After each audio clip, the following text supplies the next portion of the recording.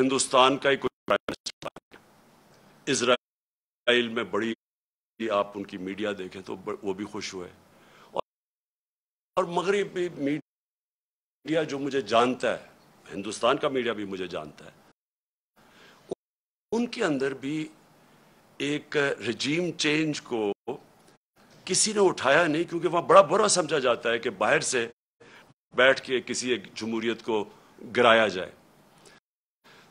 تو آج وہ آگے چل رہی ہے وہ سازش، اور میں اس سازش کی آج پہلے ایک چیز سے شروع کرتا ہوں۔ اس خوفناک سازش کے اندر ایک پلان بنا ہوا ہے کہ ملک کی سب سے بڑی پولیٹیکل پارٹی کو اپنی فوج کے ساتھ لڑا دیا جائے، یعنی ہمیں اور فوج کو ایک ایسا پیش کیا جائے کہ ہم ایک دوسرے کے کوئی مخالف ہیں، اور یہ ایک پلان کر کے کیا جا رہا ہے۔ میں صرف جو آپ سب دیکھ رہے ہیں، میں آپ کو یاد کرانا چاہتا ہوں کہ جب ہماری گورنمنٹ چل رہی تھی تو سب سے زیادہ تنقید جب آتی تھی ہندوستان سے میرے اوپر، تو وہ کیا کہتے تھے کہ عمران خان فوجیوں کا، پاکستانی فوج لے کے آئی ہوا ہے، ان کا پتلا ہے۔ سب سے زیادہ یہ کرتے تھے، اور مسلسل ان کو تکلیف تھی کہ جی یہ فوج اور گورنمنٹ ایک ہی پیج پہ چل رہی ہے۔ آپ کو پتہ نہیں اس چیز کا علم ہے یا نہیں، یا یاد ہو یا نہ ہو، کہ ایک ہمارے سوشل میڈیا کے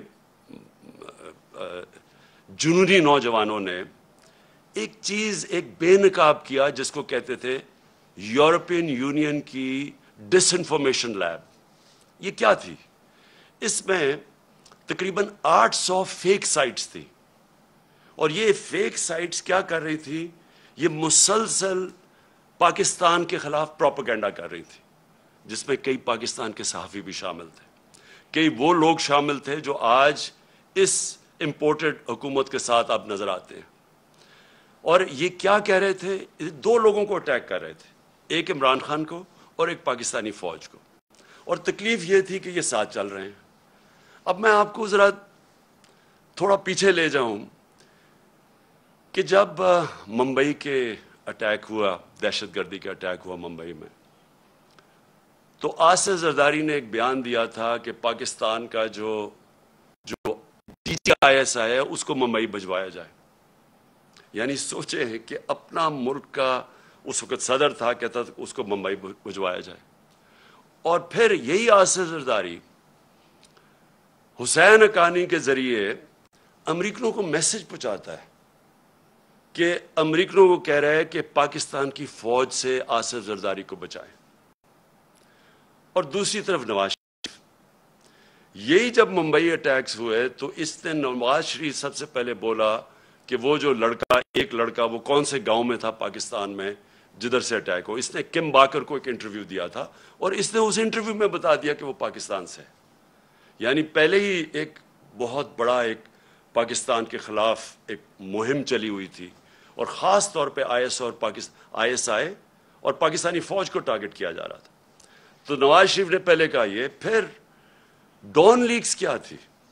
ڈون لیکس کے اندر نواز شریف، اس کی گورنمنٹ باقاعدہ یہ کہتی ہے کہ جو دہشت گردی ہندوستان کے خلاف ہو رہی ہے اس میں پاکستان کی ISI ملوث ہے، پاکستان کی فوج۔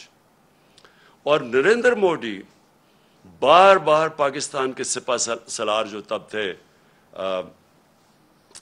جنرل رحیل، بار بار یہ کہتے تھے کہ وہ دہشت گرد ہے، دہشت گردوں کا سردار ہے، اور نواز شریف اس کو شادی پہ بلا رہا تھا، اسی نریندر مودی کو جب کھاٹمانڈو کے اندر سارک کانفرنس ہوتی ہے تو برکا دت جو ان کی لیڈنگ جرنلسٹ ہیں وہ اپنی کتاب میں لکھتی ہے کہ چھپ کے سائٹ پہ نواز شریف نریندر مودی سے میٹنگ کر رہا تھا، اور اس کو یہ کہہ رہا تھا کہ میں اپنی فوج سے مجھے بچائیں، یعنی اپنی فوج سے ڈر کے۔ اب یہ وہ لوگ ہیں جو آج ہمیں کہہ رہے ہیں کہ ہم جناب غدار ہیں۔ ان لوگوں کے پیسے باہر پڑے ہیں، ان کی اربوں ڈالر باہر پڑے ہوئے ہیں، ان کی کرپشن جو یہاں سے پیسہ چوری کر کے لے کے گئے اس کے اوپر داستانیں لکھی ہوئی ہیں، بیرون ملک کتابوں میں مینشن ہے، BBC کی ڈاکیومنٹری میں ان کی چوری کا مینشن ہے کہ یہاں سے کر کے پیسہ لے کے گئے. یہاں ان کے اوپر پتہ نہیں کتنے کرپشن کیسز ہیں. تو آج یہ بتایا جا رہا ہے کہ ہم اپنی فوج کے خلاف ہیں اور یہ اب محب وطن وہ پاکستانی بن گئے ہیں جو کہ آ کے ہمیں غدار کہہ رہے ہیں. دیکھیں یہ سازش اتنی خطرناک ہے کہ اگر ایک ملک کی سب سے بڑی جماعت کو اگر آپ اس کی فوج کے سامنے کھڑا کر دیں اور ان کے اندر اختلافات پیدا کر دیں، اس سے زیادہ ملک کو نقصان کوئی چیز نہیں پہنچا سکتی. میں 18 سال کا بھی نہیں تھا جب میں ایسٹ پاکستان میچ کھیلنے گیا، مجھے یاد ہے 1970 مارچ میں، اور میں میرا فرسٹ کزن تھے بریگیڈیئر شفیق، ان کے ساتھ ٹھہرا ہوا تھا. تب مجھے پتا چلا کہ وہ کتنی نفرت اپنی فوج کے اندر اور وہ بنگلہ دیش کی جو سب سے بڑی جماعت ہے اس کے اندر پھیل چکی تھی. اور اس کے بعد ہم سب جانتے ہیں کہ ہمارا ملک ٹوٹا. ہمیں پتہ ہے کہ ہمارا ملک جب آپ ایک سب سے بڑی جماعت اور فوج کے بیچ میں جو ہوا، یہ پاکستان کی تاریخ کا سب سے افسوسناک واقعہ کہ ہمارا ملک ٹوٹ گیا. آج وہی کوشش کی جا رہی ہے. ایک پارٹی ہے پاکستان کے اندر جو پوری فیڈرل لیول کے اوپر پارٹی ہے، سارے صوبوں کے اندر پارٹی ہے، سب سے بڑا ووٹ بینک اس پارٹی کا ہے. وہ پارٹی اوپر سے لے کے گلگت سے لے کے قبائلی علاقے سے لے کے کوئٹہ سے لے کے کراچی، سندھ، پنجاب، سارے ملک میں آج وہ سب سے بڑی پاکستان کی پارٹی ہے. اور یہ سازش کی جا رہی ہے، اور سازش وہ لوگ کر رہے ہیں جو اس بیرونی سازش کا حصہ ہیں، کولیبریٹرز ہیں اور وہ سازش کیوں کر رہے ہیں. اب میں بتاؤں ہوا کیا. پہلے ہماری گورنمنٹ گرائی گئی، انہوں نے سمجھا کہ ختم ہو جائے گا. یہاں جب گورنمنٹ جاتی ہے لوگ مٹھائیاں بانٹتے ہیں، وہ پبلک سڑکوں کے اوپر آ گئی. پھر ہم نے ایک پرامن احتجاج کرنا تھا 25 مئی کو. انہوں نے وہ یعنی عوام کے خلاف جو ظلم کیا ہے، یعنی کبھی اس ملک کی تاریخ میں ایسی حرکتیں نہیں ہوئی. 2-3 بجے لوگوں کے گھروں میں جا کے وہاں عورتوں نہ چادر نہ چار دیواری کی فکر، وہاں انہوں نے دہشت پھیلائی. کبھی ایسی دہشت نہیں پاکستان میں پھیلائی گئی. جس طرح کی شیلنگ کی فیملی لوگوں پہ، یعنی جو انہوں نے کر سکتے تھے وہ ظلم کیا. اور اس کے پیچھے ایک ہی سوچ تھی کہ اس کو کرش کر دو پارٹی کو. ان کے ممی ڈیڈی ٹائپ لوگ ہیں، یہ جب ہم پورا زور لگائیں گے ان کو ڈرائیں گے، یہ سارے گھروں میں بیٹھ جائیں گے. اس کے بعد آ گیا بائی الیکشن کمیشن کے ساتھ ملی ہوئی. اس نے ہر حربہ استعمال کیا ان کو جتانے کے لیے نون لیگ کو. ایڈمنسٹریشن ساری ان کے ساتھ ملی ہوئی. پوری انہوں نے کوشش کی وہ الیکشن، اور یہ ان کو پورا اعتماد تھا کہ وہ الیکشن جیت جائیں گے. اس طرح کی پبلک نکلی کہ پاکستان کی تاریخ میں کبھی بائی الیکشن کیا، جنرل الیکشن میں اس طرح پبلک نہیں نکلی. اور سارے جو منصوبے تھے ان کے فیل ہو گئے، اور یہ ساری جماعتوں نے مل کے الیکشن لڑا اور وائپ آؤٹ ہو گئی پنجاب سے. اس کے بعد اور خوف مزید آ گیا ان کو. اور اب یہ جو اب مرحلہ جس میں ہم اب آ رہے ہیں، یہ اب وہ مرحلہ ہے. اب یہ کیا کوشش کر رہے ہیں؟ پہلے تو یہ جو سارا پوری کیمپین کی ہوئی ہے کہ کسی طرح ہماری اور فوج کے بیچ میں ہماری لڑائی شروع ہو جائے. دوسری چیز کہ انہوں نے اب پورا پلان بنایا ہوا ہے کہ ہمیں پارٹی کو توڑنے کا.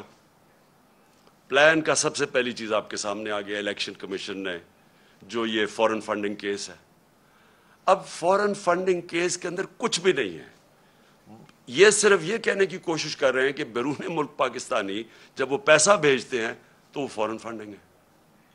وہ پارٹی جس کی پاکستان کی تاریخ میں پہلی دفعہ جس نے ایک باقاعدہ پولیٹیکل فنڈ ریزنگ کی ہے، جس کا کوئی اس ملک کے اندر کوئی نہ کبھی کسی نے پہلے کی، اور نہ یہ وہ پارٹیز جن کے سربراہوں کو لوگ کرپٹ سمجھتے ہیں وہ کبھی فنڈ ریزنگ نہیں کر سکتی.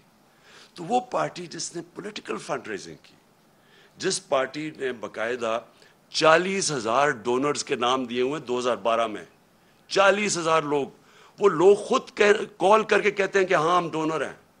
ان میں سے کئی لوگوں کو انہوں نے بتا دیا کہ جی کوئی فورن نیشنل وغیرہ جو ان کو کئی پاکستانیوں کو بنا دیا کہ جی یہ تو غیر ملکی ہیں. وہ پارٹی جس نے فنڈ ریزنگ کی, جس کی ساری آڈٹ رپورٹس ہیں, جس کی ایک ایک چیز ہمارے سامنے ہم نے ان کو الیکشن کمیشن کو دی ہے, اس پارٹی کے اوپر سارا نزلہ گر رہا ہے. اور میں بار بار کہتا جا رہا ہوں کہ ہم 4-5 سال سے کہہ رہے ہیں, بلکہ عدالت بھی کہہ ان کو بیٹھی ہے کہ ان پارٹیز کی اکٹھی اگر آپ نے آڈٹ کرنا ہے فنڈ ریزنگ تو اکٹھی کریں.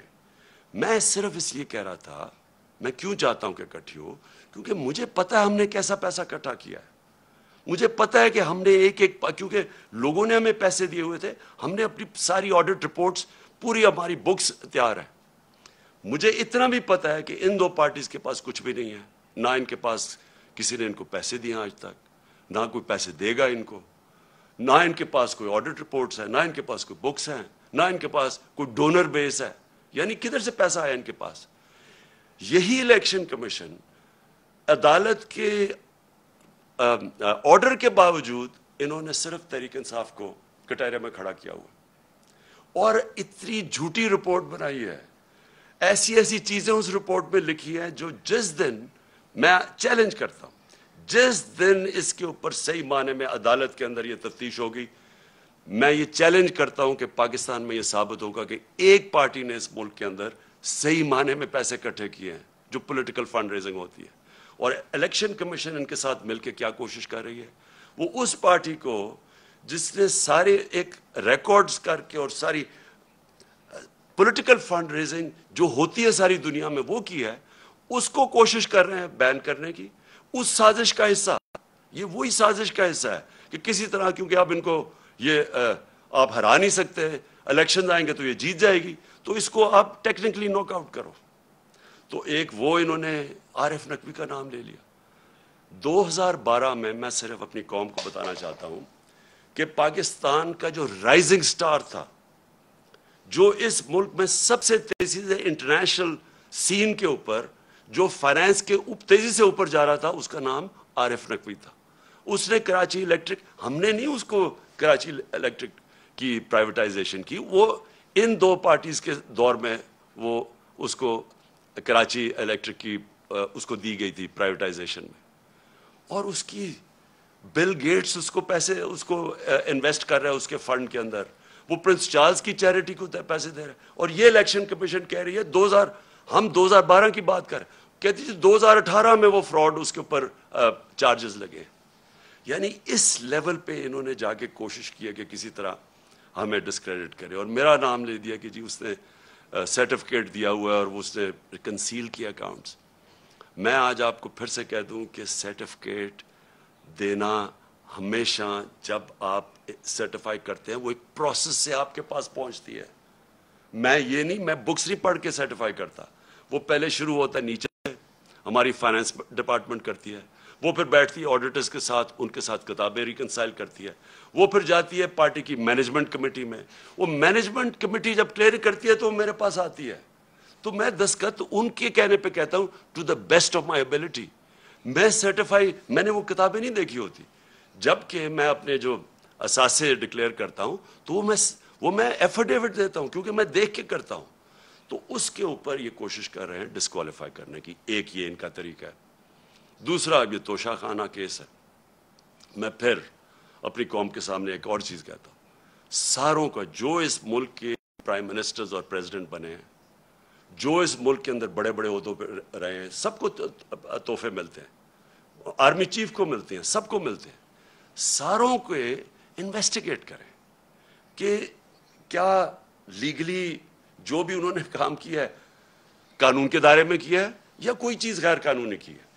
میں آج پھر آپ کو کہتا ہوں, جس دن یہ ہوگا ساری چیزیں میں نے قانون کے بیچ میں کی ہیں, اور مجھے پتا ہے کہ کن کو انہوں نے قانون کے دائرے میں نہیں رہ کے کی. آصف زرداری نے 3 گاڑیاں لی ہیں وہاں سے توشہ خانہ سے, جو کہ آپ نہیں لے سکتے. مجھے بھی ایک گاڑی ملی تھی, آپ گاڑی توشہ خانہ سے نہیں نکال سکتے. آصف زرداری نے 3 مہنگی گاڑیاں اور نواز شریف نے 1 لی ہے, اور یہ بالکل غیر قانونی ہے. تو میں یہ چاہتا ہوں کہ اس کے اوپر بھی آئے. یہ دو چیزیں ہیں کوشش کر رہے ہیں مجھے ڈسکوالیفائی کرنے کی، اور یہ تیسری بھی چیز کر رہے ہیں، اور جس کی اب آپ کے سامنے یہ آنے والا ہے، اب یہ فیز آنے والا ہے۔ اب ان کی کوشش یہ ہے کہ کسی طرح عمران خان کی کردار کشی کی جائے، کیونکہ ایک طریقہ پارٹی کو ختم کرنے کا یا پارٹی کو ڈسکوالیفائی کرو وہ مشکل ہے، دوسرا ہے کہ عمران خان کے اوپر کردار کشی کرو اور کسی نہ کسی طرح پھنساؤ کسی کیس میں، اور کردار کشی کے لیے ان کو پتہ ہے کہ کون سے میڈیا ہاؤسز ان کے ساتھ پوری طرح تعاون کریں گے، اور جن کو ان کو شک تھا، یہ جو ARY کے اوپر انہوں نے ایکشن لیا ہے، مجھے یہ اسی پلان کا حصہ ہے کہ کوئی چینل جو میرا موقف رکھے گی اس کو بند کر دو، یوٹیوبرز جو میرا موقف رکھیں گے ان کے منہ بند کر دو، خوف اتنا پھیلا دو کہ کوئی میرا موقف ہی نہ رکھے، اور وہ جو چینلز ہیں جو کہ جن کے اوپر ہمیں پتہ ہے کہ پیسہ چلتا ہے، اور ان کو پوری طرح میری کردار کشی پہ استعمال کیا جائے، اور یہ ان کا پلان ہے۔ اب یہ پلان شروع ہو رہا ہے، یہ جو ARY سے ہوا ہے یہ اس پلان کا حصہ ہے، اور یہ ابھی یوٹیوبرز پہ آئیں گے، ابھی یہ سوشل میڈیا کے اوپر آئیں گے، کوشش کریں گے کہ پورا منہ بند کر دیا جائے اور پوری طرح ایک عمران خان کو پبلک کے اندر ذلیل کیا جائے۔ میں پھر اپنی قوم کے سامنے کہتا ہوں کہ دیکھیں، میرا یہ ایمان ہے کہ عزت صرف اللہ دیتا ہے، اور اللہ کی اجازت کے بغیر کوئی کسی کو ذلیل نہیں کر سکتا۔ تھوڑی دیر کے لیے آپ سب کو پاگل بنا سکتے ہیں، آج تک کوئی بھی ایسا پیدا نہیں ہوا جو سارا وقت سب کو پاگل بنا لے۔ مجھے صرف افسوس یہ ہے کہ یہ جو پروسیس کرنے اب جا رہے ہیں، یہ جس طرح کی اب سختی دکھا رہے ہیں، یہ جو ایک پورا ایک نیا کہ مسل دکھا کے تو اب ہم ان کو کرش کریں گے، لوگوں کو ڈرا دیں گے، دھمکا دیں گے، اب صرف ملک کا نقصان کر رہے ہیں۔ میں اپنی قوم کے سامنے کہہ رہا ہوں کہ یہ جو اب فیز آ رہا ہے ان کا، اس سے ہمارا ملک ڈیمیج ہوگا۔ ملک کا سوچنا چاہیے، یہ صرف ذاتی مفادات کے اوپر اور بیرونی جو چاہتے ہیں، جو وہ چاہتے ہیں کیا بیرونی، کیا جنہوں نے ہماری گورنمنٹ گرائی، کیا وہ چاہتے ہیں مضبوط پاکستان؟ کیا وہ چاہتے ہیں کہ پاکستان ایک ملک بنے جو اپنے پیر پہ کھڑا ہو جائے؟ کیا وہ نہیں چاہتے کہ پاکستان لائف سپورٹ مشین پہ رہے، تھوڑے تھوڑے پیسے دیتے رہو ان کو، ان کی؟ اور یہ مجھے نہیں پتا کہ پاکستان کی ایئر سپیس استعمال ہوئی ہے یا نہیں، لیکن بیرونی اخبار، ویسٹرن اخبار آپ پڑھیں تو وہ سارے کہہ رہے ہیں کہ کوئی ڈیل ہوئی ہے پاکستان کے اوپر سے، وہ ڈرون جا کے اس نے افغانستان میں یہ ڈرون اٹیک کیا ہے۔ اگر ہم یہ کر رہے ہیں کہ جی تھوڑے سے پیسے مل جائیں گے اسے، میں پھر اپنی قوم کو کہنا چاہتا ہوں، دیکھیں ہم نے 80 کی دہائی میں پوری مدد کی، ٹھیک ہے اس وقت مجاہد تھے ہم، ہمارے ہمسائے ملک پہ کسی کا دوسرے ملک کا قبضہ تھا، لیکن ہم استعمال ہوئے۔ جیسے ہی وہ وہاں سے قبضہ ہٹا تو ہمارے اوپر سینکشنز لگ گئی تھیں، یہاں 50 لاکھ ریفیوجیز تھے پاکستان میں، یہاں کلیشنکوف اور ڈرگز آ گئی تھیں، یہاں سیکٹیرین گروپس، ملیٹنٹ گروپس آپس میں لڑنا شروع ہو گئے تھے۔ اس سے پہلے پاکستان تھا، افغان جہاد کے بعد پاکستان بدل چکا تھا، پھر ہم نے ان کی مدد کی، اور سب کو پتا ہے کہ جب وار آن ٹیرر میں دھمکی ملی اور ہم نے ان کی مدد کی، کیا ملا پاکستان کو؟ اس سے $20 ارب ملا۔ تو جو نقصان پاکستان کا ہوا، جو 80,000 لوگ ہمارے قربان کیے گئے، جو ہمارے فوجیوں نے شہادتیں دیں، تو کس لیے ہم نے کیا؟ ہمیں تب بھی یہی استعمال کیا گیا، دھمکی ملی، ہمارے گھٹنے گوڑوں میں جان ہی نہیں تھی کہ کھڑے ہو کے ہم ایک خوددار قوم کی طرح ان کا فیس کرتے، ہم پھر جھک گئے، اور بڑی بھاری قیمت قوم نے ادا کی اس کی۔ چھوٹی سے ایلیٹ ہے جن کو وہ جو پیسہ آتا ہے وہ باہر بھجوا دیتے تھے، ان کے بینک اکاؤنٹس بڑھتے رہے، لیکن قوم کو تو نقصان ہوا۔ ابھی بھی مجھے خطرہ ہے کہ اگر ہم یہ تھوڑے سے ڈالرز کے لیے اس ایجنڈے کا حصہ بھی بن جائے، اور وہ اس ایجنڈے سے ہم پھر کسی کانفلکٹ میں پھنس جائیں، کسی قسم کے انتشار میں پھنس جائے ہمارا ملک، تو آخر میں ہمیں ماضی سے پتہ ہے کہ فائدہ تھوڑا ہوتا ہے، نقصان بہت زیادہ ہوتا ہے۔ اور ابھی بھی میں یہ آج ضرور کہنا چاہتا ہوں کہ یہ جو ہم دیکھ رہے ہیں TTP کی ایکٹیویٹیز پختونخوا میں، اور ہم دیکھ رہے ہیں انہوں نے ٹارگٹ کر رہے ہیں، میرے کئی تحریک انصاف کے وزیر اور میرے MPs مجھے بتا رہے ہیں کہ ان کو دھمکیاں آ رہی ہیں اب TTP کی طرف سے۔ میں اس کے اوپر بھی مجھے حیرت ہے کہ ان دنوں میں تو جب ٹی ٹی پی ایکٹیو تھی تو وہ تو یہ کہتی تھی کہ جو امریکہ کے کولیبریٹرز ہیں ہم ان کے خلاف ہیں، اس لیے ہم اٹیک کر رہے ہیں. تو یہاں تو وہ گورنمنٹ ہے جو ایک آزاد پاکستان چاہتی ہے، تو اس کو کیوں ٹارگٹ کیا جا رہا ہے؟ مجھے اس میں بھی ایک سازش نظر آ رہی ہے. میں سمجھتا ہوں یہ بھی ایک سازش کے تحت گیم چل رہی ہے ہماری پارٹی کو کمزور کرنے کے لیے. اور وہ جو ایک بیرونی سازش وہ چاہتے ہیں کہ کمزور ہماری پارٹی جتنی کمزور ہو اس کے بعد ان کے لیے آسان ہوگا ملک کو کنٹرول کرنا. تو میں اور پھر آتا ہوں شہباز گل کے اوپر. دیکھیں شہباز گل نے جو کہا اور اگر وہ قانون کے خلاف تھا تو بڑا آسان ہے. اس کا ہمارا آئین ملک کا ہمارا قانون ایک پروسیجر بتاتا ہے کہ اس کے اوپر چارج لگائیں، اس کو موقع ملے عدالت میں جا کے اپنی صفائی پیش کرنے کا.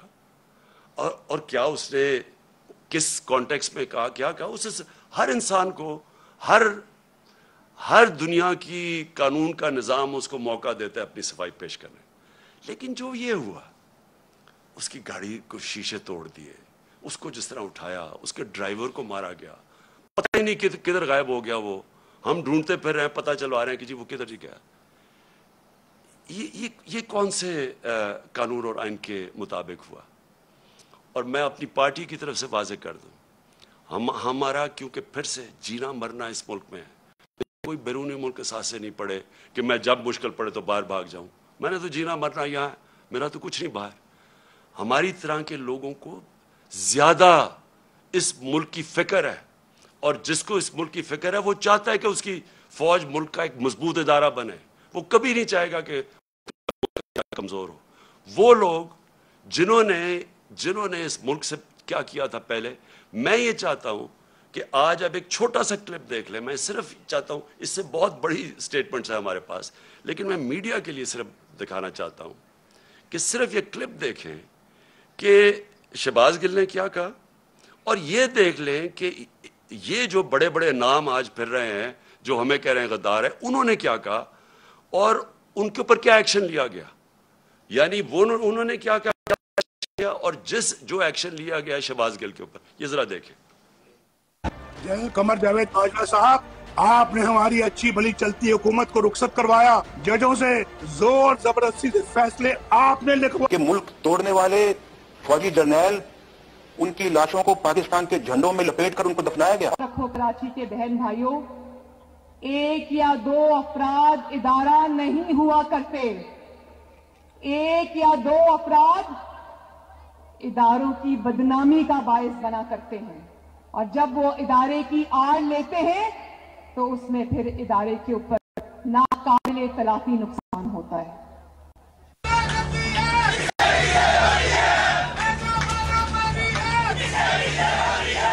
تو ہماری کردار کشی کرنا چھوڑ دو. اگر ہم نے آپ کی شروع کی تو پتہ نہیں پاکستان بننے سے آج تک کتنے جنرلوں کی شروع ہو جائے گی. بیٹی بھائی دو ایکیوزڈ ہیں، ان کی لسٹ لے کے جس نے ہم نے پریس کانفرنس کی تو آپ کی اینٹ سے اینٹ بڑھ جائے گی. اسرائیل کے وظیفوں پہ پلنے والے جرنیلوں، ریٹائر اپنے حدود میں رہو. کام کی ہڈیوں سے گوشت تک جو ہے انہوں نے نچوڑ لیا ہے اور اتار لیا ہے. ابھی نندن کی کیا بات کرتے ہیں. چیف آف آرمی اسٹاف تشریف لائے، پیر کانپ رہے تھے، پسینے ماتھے پہ تھے. شاہ محمود صاحب نے کہا کہ خدا کا واسطہ ہے اب اس کو واپس جانے دیں، چونکہ 9 بجے رات کو ہندوستان پاکستان پہ اٹیک کر رہا ہے. وہ کوئی ہندوستان نے اٹیک نہیں کرنا تھا، کچھ نہیں ہونا تھا، صرف گھٹنے ٹیک کے. اب تو میں چاہتا تھا کہ آپ خود یہ سن لیں، اس سے بہت زیادہ کلپس ہمارے پاس ہیں، اور میں اس لیے چاہتا تھا کہ آپ یہ سارے سن لیں کہ ان کے اگینسٹ کیوں کوئی ایکشن نہیں لیا گیا. یہ تو کلپس ابھی اویلیبل ہیں. کیا ان کے اوپر، اور ان کے اوپر تو ایکشن پہلے بھی لینا چاہیے. جو یہ سارا ڈان لیکس تھا اور جو میمو گیٹ تھا، یہ لوگ آج ٹھیک ہیں، اور ہم وہ پارٹی جس نے آج تک صرف اپنا ملک کا سوچا ہے، جس نے اس ساری جو جدوجہد ہماری ہوئی ہے، آپ یقین کریں کہ اگر کوئی بھی جس طرح ہم نے یہ مشکل وقت سے گزرے ہیں، جو ہمارے اوپر مشکلیں گزری ہیں، میں آج آپ کو کہتا ہوں کہ ہم نے ہر وقت सिर्फ और सिर्फ पाकिस्तान का सोच है। हमारे पास इस वक्त स्ट्रीट पावर है, हम सारे पाकिस्तान को बंद कर सकते हैं। हमें सिर्फ के मुल्क के माशी हालात आज ऐसे हैं कि हमें अपने मुल्क की फिक्र करनी चाहिए, और इसलिए हर चीज मुजाहरे भी करते हैं। तो पुरअमन, सिर्फ 25 मई को हमारा पुरअमन मुजाहरा था जब इन्होंने हमारे पर इंतहा का जुल्म किया। आज तक कोई एक बताया कि हमने अपने मुल्क में कोई तोड़ फोड़ की, कोई हमने अपने मुल्क को नुकसान पहुंचाने की कोशिश की, जबकि ये वो लोग हैं जिन्होंने और जो चीजें छोड़े, जो इन्होंने इस मुल्क को लूट के बाहर पैसा लेके गए हैं, ये कैसे मुहिब वतन हो गए। तो मैं आखिर में ये चाहता हूं कि ये जो कोशिशें हो रही हैं साजिश करके एक मुल्क की सबसे बड़ी जमात को तोड़ने की, हमारे लोगों को तोड़ने की भी कोशिश की जा रही है, और कि इलेक्शन में किसी तरह ये इतने कमज़ोर हो जाएं कि जब ये इलेक्शन हो, और इलेक्शन की प्लानिंग कर रहे हैं कि ये इतने कमज़ोर हो जाएं और फिर नवाज शरीफ आए वहाँ से इंग्लैंड से, और उसके बाद कहें कि जी देखें इमरान खान को भी डिस्क्वालीफाई हो सकता है और वो भी हो सकता है, हम दोनों को एक मिला दें, और उसके बाद ये फिर वही इसी इलेक्शन के ज़रिए इलेक्शन करवाएं।